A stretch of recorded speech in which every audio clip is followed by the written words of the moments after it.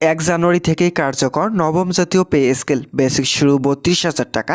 বেতন ভাতা ও পেনশনের স্বস্তির বার্তা সরকারি চাকরিজীবীদের।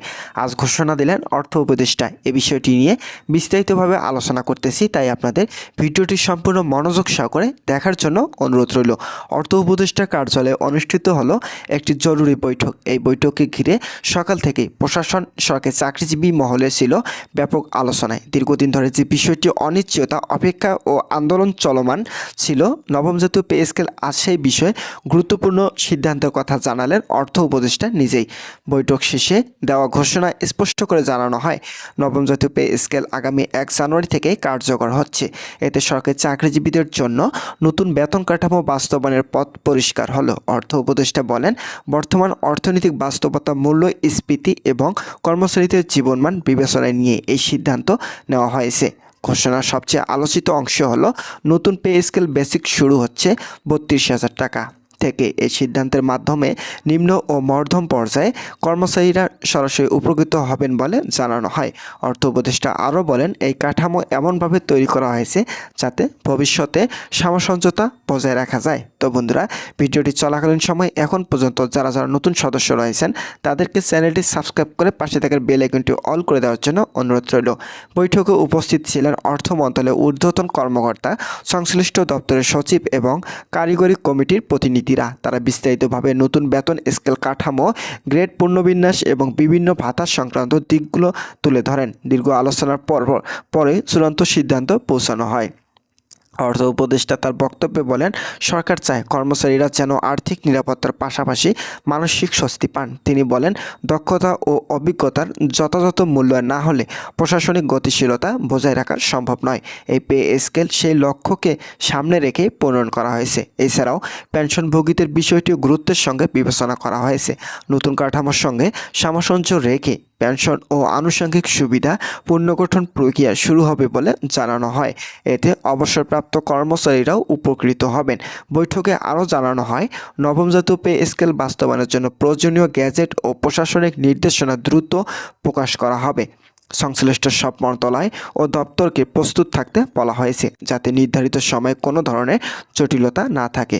অর্থ উপদেষ্টা স্পষ্ট করে বলেন, এই সিদ্ধান্ত কোনো একক দিনের নয়, এর পেছনে রয়েছে দীর্ঘ বিশ্লেষণ, আর্থিক হিসাব এবং বাস্তবতার অভিজ্ঞতা। সরকারের অর্থনৈতিক সক্ষমতা ও রাজস্ব পরিস্থিতি বিবেচনায় রেখেই ধাপে ধাপে এই সিদ্ধান্ত নেওয়া হয়েছে। সরকারি চাকরিজীবীদের মধ্যে যে দীর্ঘদিনের হতাশা ও অনিশ্চয়তা ছিল, এই ঘোষণার মাধ্যমে তার অনেকটাই কাটবে বলে মনে করেছেন সংশ্লিষ্টরা। বিভিন্ন সংগঠনের পক্ষ থেকে ইতিবাচক প্রতিক্রিয়া আসতে শুরু করেছে। সব মিলিয়ে আজকের এই বৈঠক এবং পরবর্তী ঘোষণা সরকারি চাকরিজীবীদের জন্য একটি নতুন অধ্যায় সূচনা করলো। ১ জানুয়ারি থেকে কার্যকর হতে যাওয়া নবম জাতীয় পে স্কেল কতটা সুফল বয়ে আনে সেদিকে এখন সবার নজর। তো বন্ধুরা, যারা যারা সরকারি চাকরিজীবী রয়েছেন তাদের জন্য শুভকামনা রইল। তারা পরবর্তী আপডেটগুলো পেতে এখনই আমাদের এই চ্যানেলটি সাবস্ক্রাইব করে পাশে থাকার বেল আইকনটি অল করে রাখুন, যাতে পরবর্তী সকল আপডেট সবার আগে পেয়ে যেতে পারেন। এই সিদ্ধান্তের ঘোষণার পর প্রশাসনের ভেতরে শুরু হয়েছে নতুন হিসাব নিকাশ। প্রতিটি মন্ত্রণালয় ও দপ্তর নিজ নিজ কাঠামোর সঙ্গে নবম পে স্কেল কীভাবে সমন্বয় করা হবে তা নিয়ে কাজ শুরু করেছে। অর্থ মন্ত্রণালয়ের সূত্রে জানা গেছে, বাস্তবায়ন প্রক্রিয়া ত্বরান্বিত করতে আলাদা মনিটরিং ব্যবস্থা চালু করা হবে। নতুন বেতন কাঠামোর ফলে কোন গ্রেডে কী ধরনের পরিবর্তন আসছে তা নিয়ে কর্মচারীদের আগ্রহ সবচেয়ে বেশি। বিশেষ করে যারা দীর্ঘদিন একই গ্রেডে আটকে ছিলেন তাদের জন্য নতুন এই কাঠামো কতটা স্বস্তি বয়ে আনবে, এই আলোচনা এখন সর্বত্র। দায়িত্ব ও অভিজ্ঞতার ভিত্তিতে বেতন পুনর্নির্ধারণের বিষয়টি এবার গুরুত্ব পাচ্ছে। এদিকে নতুন পে স্কেল কার্যকর হলে ভাতা কাঠামোতেও পরিবর্তন আসার সম্ভাবনা রয়েছে।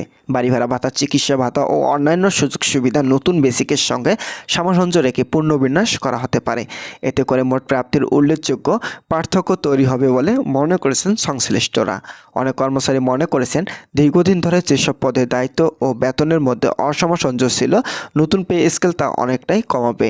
বিশেষ করে টেকনিক্যাল ও বিশেষায়িত পদে কর্মরত কর্মকর্তাদের ক্ষেত্রে এই কাঠামো কতটা ইতিবাচক প্রভাব ফেলবে সে বিষয়ে আলোচনা চলছে। এদিকে মাঠ পর্যায়ে কর্মচারীদের মধ্যেও নতুন পে স্কেল নিয়ে মিশ্র প্রতিক্রিয়া দেখা যাচ্ছে।